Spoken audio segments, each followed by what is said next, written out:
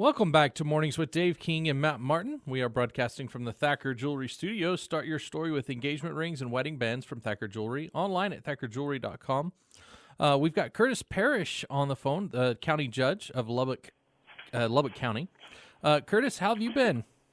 Well, I'm doing pretty good. Mild to moderate symptoms. That's all. That's good. Kind of comes and goes. I think you know what I'm talking about a little bit, Matt. Yep, been there. Yeah, been there. Did you lose your sense of smell? Really, I think probably my number one problem is congestion. So it's just kind of my olfactory is working very much overtime right now. See, I didn't have any congestion at all, but I lost my sense of smell, so I could breathe, but I couldn't smell anything. It was the weirdest thing. Yeah, that's when I first realized that yes, I do indeed have COVID because I couldn't smell, and it was almost an instant loss. It wasn't a gradual. It just all of a sudden I couldn't smell and I couldn't taste, and that's a very weird feeling, isn't it, Matt? It is. It is strange. It absolutely is. Well, I'm glad you're doing well, and you're not having any bad symptoms there, and hopefully you'll be back to it very quickly. We will. I'm working from the office at home here, and we'll continue to do the business of the county, except just do it from another location for a while. Yeah. Are you doing a lot of video conferencing back and forth? Well, yes, and have been, honestly, for a while. All of my hearings since the end of March have been either by Zoom or by telephone. So, I've conducted almost 600 probate hearings since the end of March, and they've all been either using some sort of a technology. So we're still conducting business. I'm still able to do hearings and still able to conduct the business of the county, except just from right here. Yesterday, we had a county commissioners meeting. I participated by Zoom yesterday, which was a very interesting way to conduct a court hearing, commissioner's court hearing. But it was good. We were able to get some things done and accomplished. Well, Curtis, let me ask you. I have this feeling, knowing there's so many people, even people in the media, of course, that I deal with on a daily basis that are using video conferencing and working from home and being successful with it. I have this feeling that maybe this country will never be the same again as far as people, everyone going back and working out of an office. What do you think? Well, I think in a lot of ways you're right. I think we're seeing that we are able to still conduct business, do it remotely using the technology that's available to us. But let me tell you, David, regardless of all of that, there is nothing more than being face-to-face with somebody. And there is a premium to that, especially in my line of work, in the judicial work. We want the people there in front of us to see them, to look at their faces, those type of things, and not really depend on a TV screen to garner all the nonverbal information that we need to make decisions. So I think it works in a lot of situations. One of my best friends, my best friend in the whole wide world, started working from home back in March when COVID started, realized that he can and is capable of doing everything, and I mean everything, remotely. And now is, and regardless of how COVID plays itself out, he will continue to work from home and probably never go back to the office ever again. Wow. Well, I think there's probably a lot of people like that, Curtis. Hey, let's talk about the COVID. I mean, I know that you guys met yesterday, and there's some issues that we can talk about there, but you're the county judge, and I don't know how involved that you will be with all the powers that be, and I'm not even sure I understand about all these vaccines that are coming to Lubbock. I read a story this morning that they're trying to identify locations for the vaccine, and I'm getting that somehow confused with this other thing that I can't pronounce. Bamlanivimab. Thank you. Bamlanivimab. And exactly what that is and who's going to get it, but that is a treatment for those who already have the virus. That's right. Okay, your thoughts on all this? Well, sure. Okay, let's start with the bamlanivimab. That's the antibody treatment. Okay, it's not the vaccine; it's the treatment. And the governor was in town last week to talk about this particular treatment that will and is now available.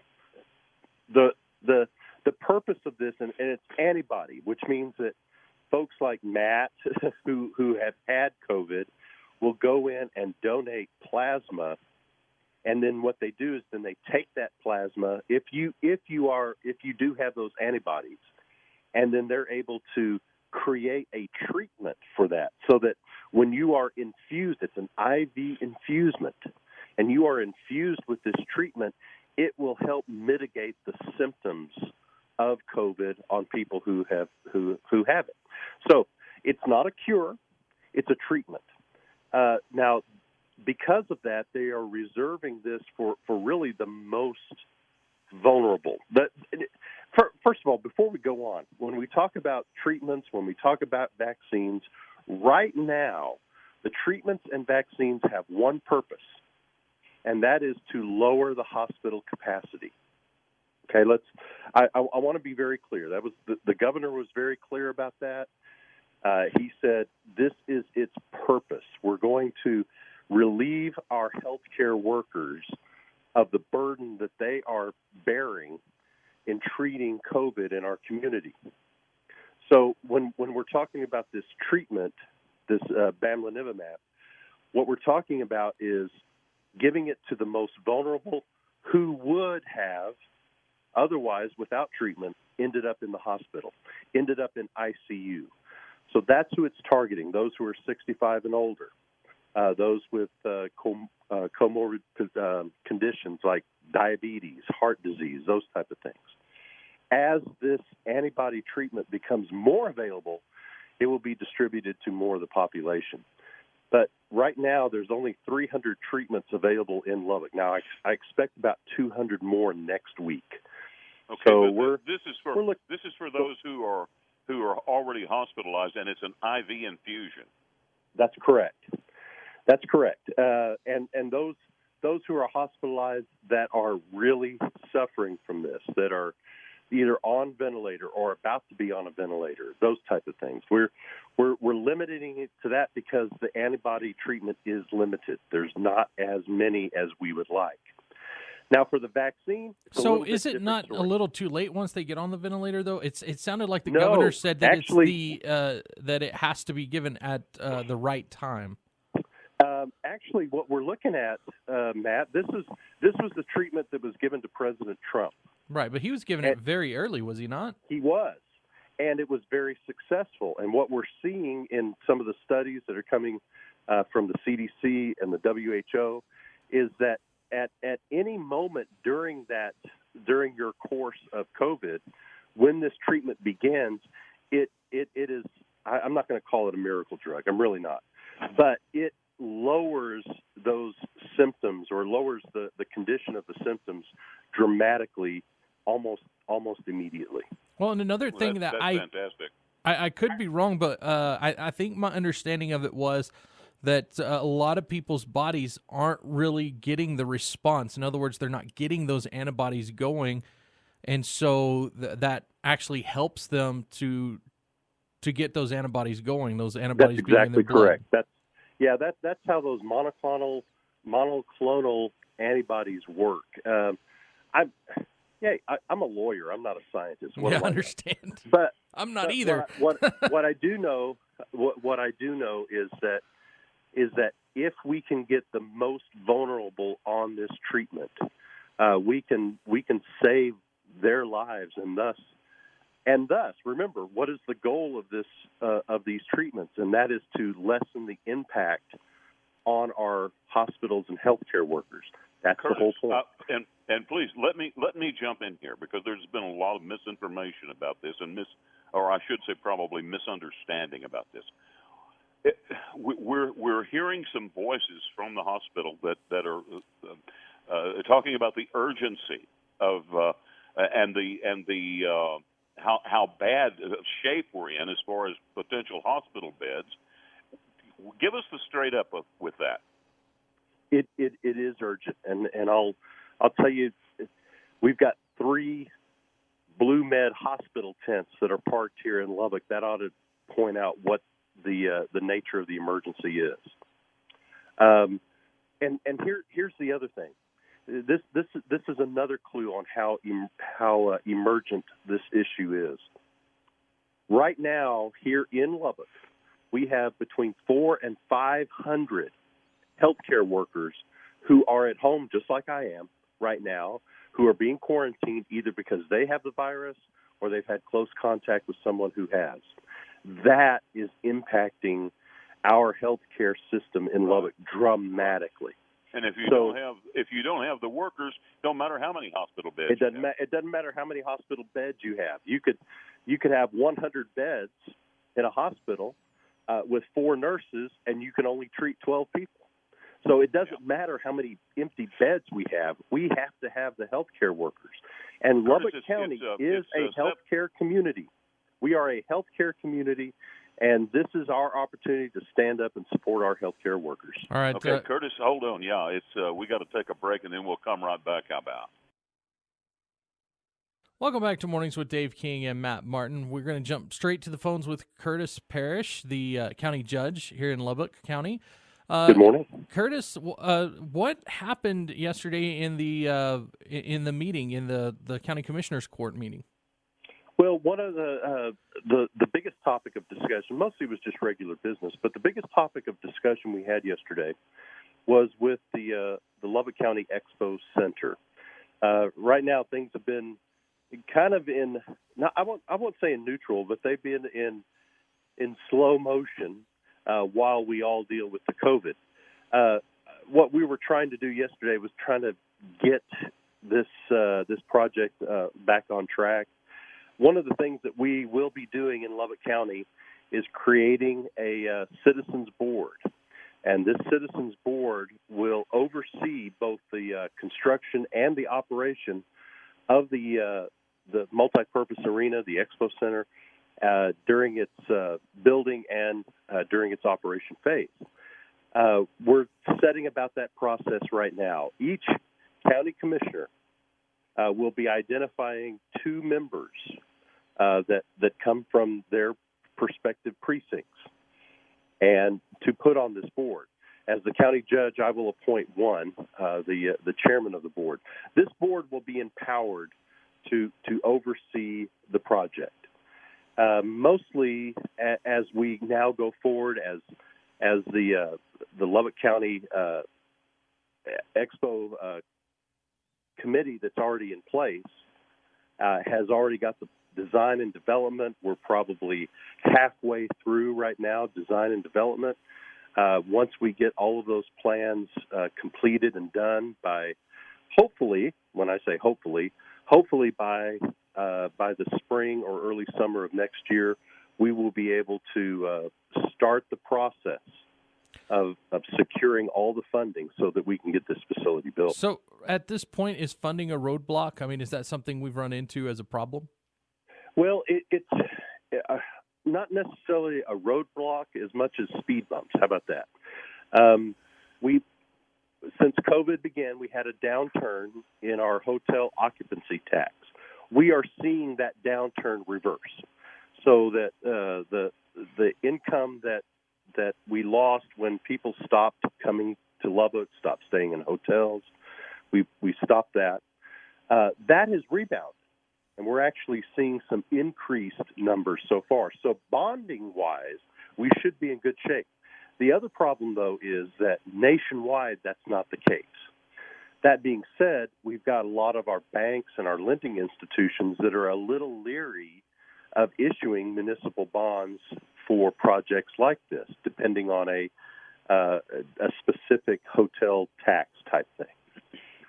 So we're working with them, and we're watching the bond market to make sure that we can, when the time comes, be able to issue the maximum amount of bond money that we can so that we can begin this project. So, yes, it's not a roadblock, but certainly some speed bumps. So are we taking, I guess, as far as how things have been going, the committee that's been running things for now, I guess, is this new committee going to take the power from them and it be moved over to the committee, or are they just going to be working hand in hand?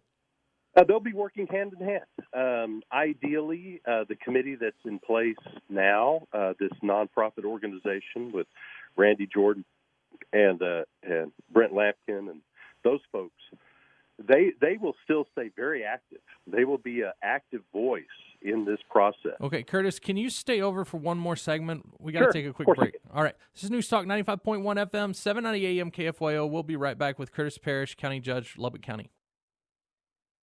Welcome back to Mornings with Dave King and Matt Martin, and we're going to go straight to the phones with the County Judge of Lubbock County, Curtis Parrish. Good morning. And Curtis, I keep forgetting, you got to specify Lubbock County. We got a lot of counties around here. So we do.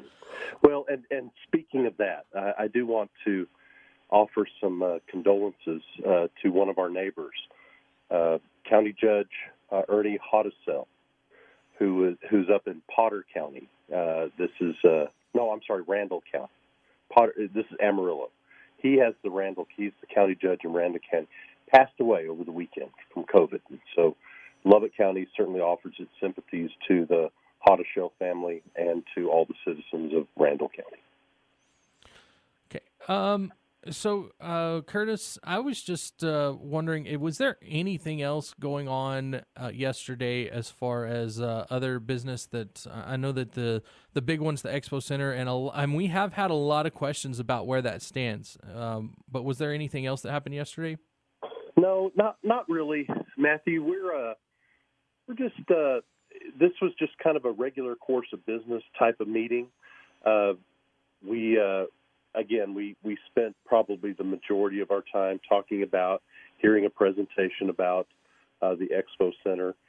It is my goal on this Expo Center to get this local government committee, this corporation in place before the end of the year. Once we get that in place, then they can start the process of reviewing the plans, reviewing the design, reviewing the architecture, reviewing the phasing plan. This will have to be done in a phasing plan. And this corporation, this committee, this citizens committee, will be the one to review that. I hope to get that in place before the end of the year. So doing it as a phasing plan, is that going to take some of the strain off of how much upfront money there has to be? Yes, I'm sure that will. The citizens of Lubbock County approved overwhelmingly to build the arena part. And that's what I'm committed to. I'm committed to doing the will of the people, making sure that we build this arena, build it so that it is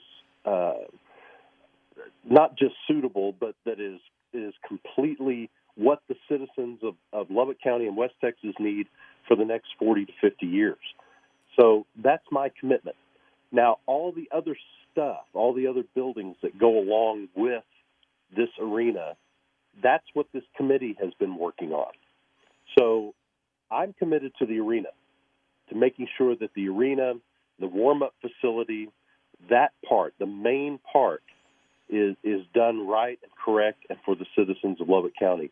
The other parts of that, the complex that is being dreamed about, that's the LCEC's job, so, not Lubbock County. How is all the other stuff going to be paid for? I'm sorry? Excuse me? Well, I was going to ask, Curtis, is there any realistic goal for when this might complete this project? Yes, we do have a realistic goal. We have design and development that's going on right now. We've got our architects that are working on this. We've got our feasibility study that's going on concurrently with this. When what they will do is come back to us either in late spring, early summer with the completed plans, give us an opportunity to review those, approve that plan. And again, the plan is not just the architecture plans, but the plans to build this thing. How do we do that?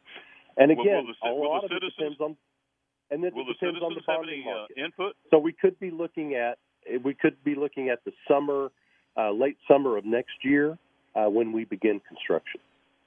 Well, so are we looking? Will the citizens of Lubbock have any input on that?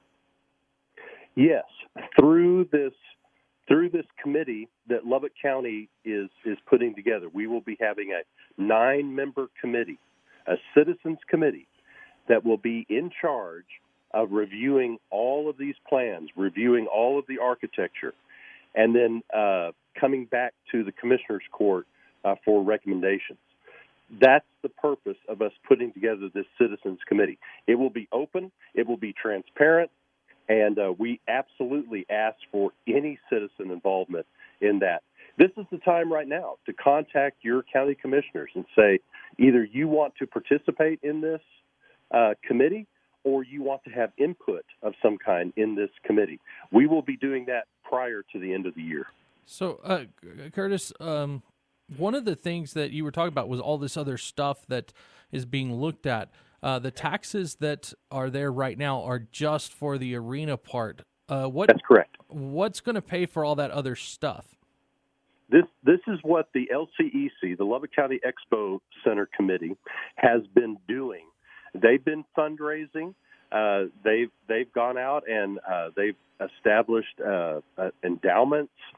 They are putting together the funding package for the rest of the complex, the Expo Center.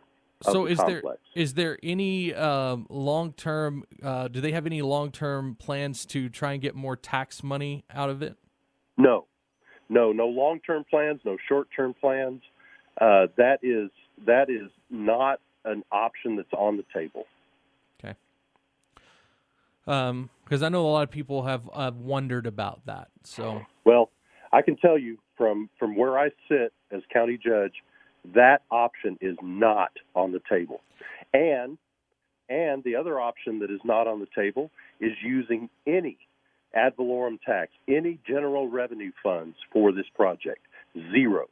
As county judge, I will not allow one single penny to be spent from general revenue on this project. So is this considered a private-public partnership, or is this something that's going to be 100% run by the county? Exactly what this is. It's a public-private partnership. And so we are partnering with LCEC in building this entire venue project. Yes. So who's going to run it? Well, this will be owned, the facility will be owned by the people of Lubbock County. And through our corporation that we are putting together, through the committee, the LCEC committee, I suspect that they will contract with a third-party operator to operate. That's kind of how the Buddy Holly Hall works. They have a third-party operator who schedules events and those type of things. Okay. But all the other stuff that's going to be with the arena, is that also going to be owned by the county in the end?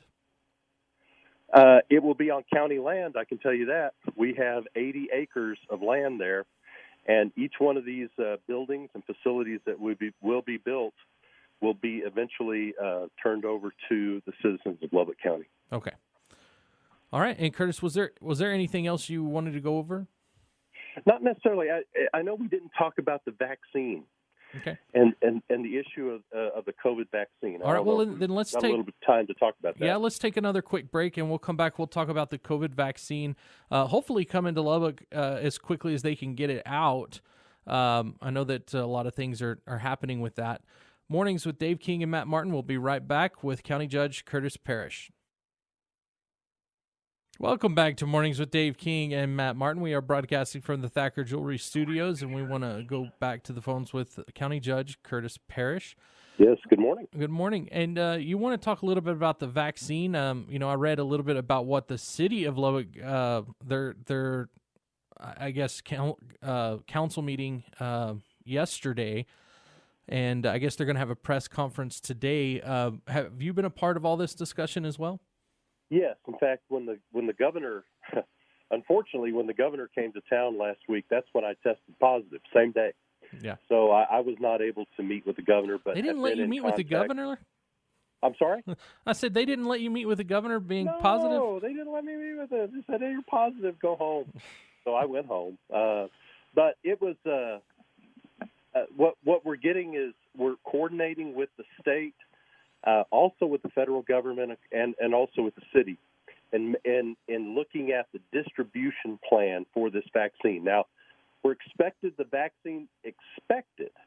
And remember, we don't have any definite dates. I wish we did. But the vaccine's expected to be in Lubbock sometime early December. Once that happens, the city, through the health department, have identified right now almost 50 sites that will be receiving this vaccine. And also, let's be very clear. When we talked about earlier the purpose of the bamlanivimab treatment, the purpose of the vaccine, right now its number one purpose is our healthcare system, protecting our healthcare workers. That being number said, number two, Curtis, would be me. no, no, you're Dave, you're old David, guys. David, you're always number one, my friend. Always number one. No, number two is actually our first responders and our other frontline workers. Our number three is our vulnerable population. There's where David falls. Yeah, but I would say right now we're going to make sure that our healthcare workers get this vaccine. We need them healthy as they take care of the rest of us. So we're going to target first our healthcare workers. But right now we've got 400 to 500 healthcare workers who are out, who cannot do their job because they are either have the virus or they're being quarantined because of the virus. So we need to make sure that our healthcare workers are protected in our community. That's right. And then as more vaccine comes to our community, we will be able to distribute that more and more to our population. Curtis, we have a texter this morning. He says the news this morning said side effects from the COVID vaccine were pretty rough. And this was on Channel 8 on the scroll. I don't know if you've heard anything about that, but no. What I do know is that the efficacy of this vaccine appears to be pretty good, above the 95% margin. That's pretty incredible. Now, we do know that the President of the United States has fast-tracked this. We do know that. This has been on a fast-track course, and rightly so. I do believe that if you talk to the doctors at the CDC and the WHO, and of course the federal government and the President's office, they believe that this vaccine is effective. Yes, are there side effects? There's side effects to everything. There's side effects to any drug that you ingest into your body. But does the benefits outweigh a particular side effect? And in this case, I would say yes. Well, and the side effects are that I read had to do with COVID-19 symptoms. In other words, that you have a very mild COVID-19 symptoms, and some people were reacting worse than others, just like they are with COVID-19. Which is the side effect to the flu shot, which is right, the side exactly. effect to the shingles shot, to the pneumonia shot. Any live vaccine is going to have some of those yes, issues. That is absolutely correct.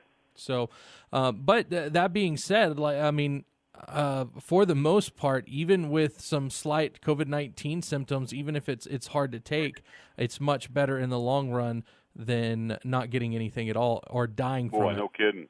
I'll take it. I will stand in line and be the very first to take it if they'll offer it to me.